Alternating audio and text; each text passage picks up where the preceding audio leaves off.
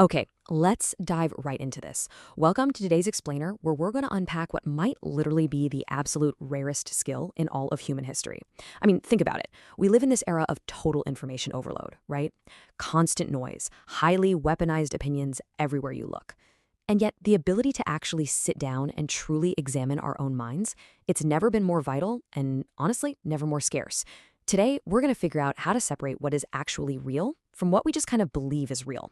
It's a harsh truth, but a super important one. Most people believe they think clearly. They don't. And I want to be really clear about why that is, because it's probably not what you'd expect. A lack of clear thinking? It's not because people aren't smart. It's not because they haven't read enough books. And it's definitely not because they lack access to information. It's simply because thinking clearly is a learned skill. And frankly, almost nobody teaches it. Think about it. In over 3,000 years of formal education, it's incredibly rare for someone to actually sit down with you and explain the mechanics of how to examine your own mind. Instead, what we usually get is instruction on what to think rather than how to think. School teaches you what to think. Our culture hands you a literal script of what to think. Social media algorithms, they are literally designed from the ground up to teach you what to think. And what happens is we end up with this really dangerous confusion. We mistake actual thinking for just repeating with conviction. When you inherit your beliefs from your environment without ever really putting them under a microscope, well, you aren't actually thinking.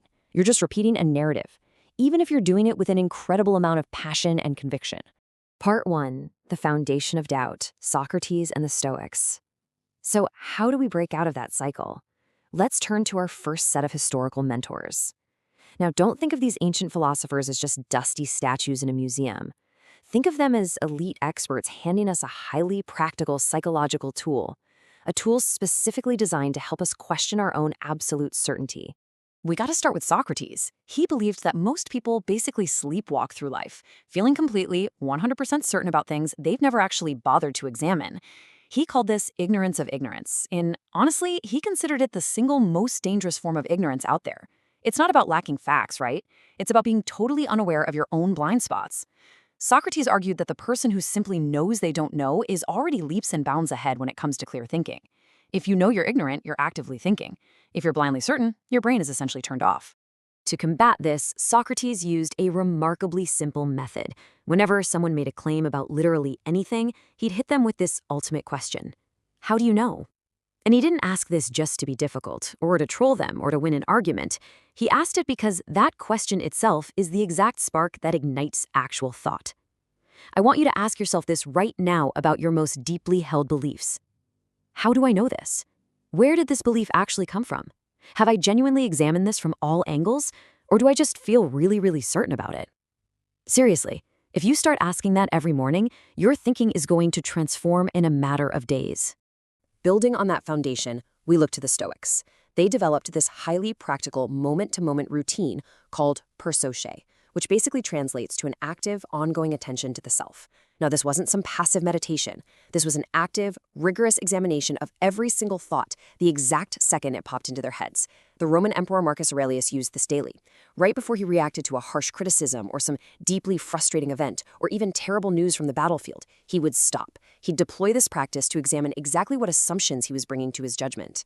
Now, what's really interesting about this is how it breaks down the actual mechanics of your brain.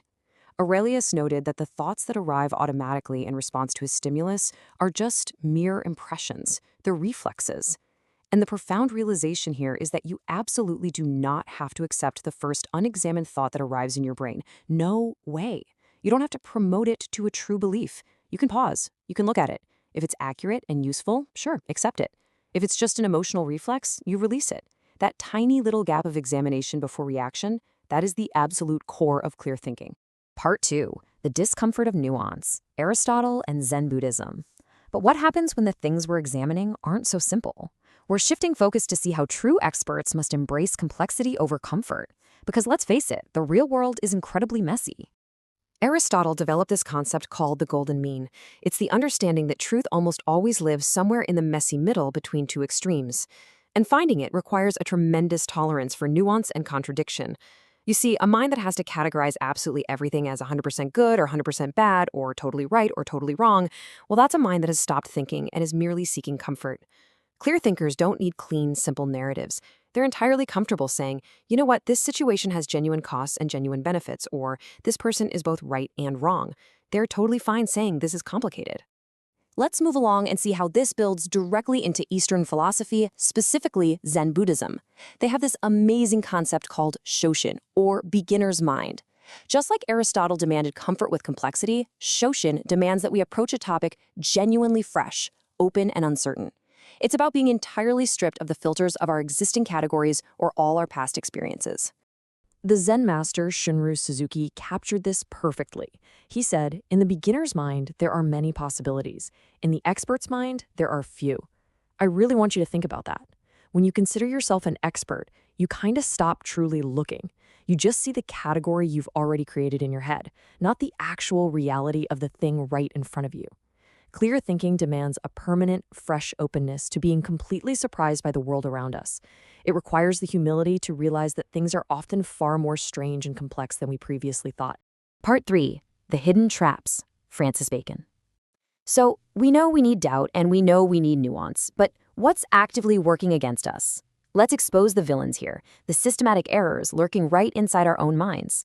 And this brilliantly illustrates how incredibly far ahead of his time the 16th century English philosopher Francis Bacon actually was.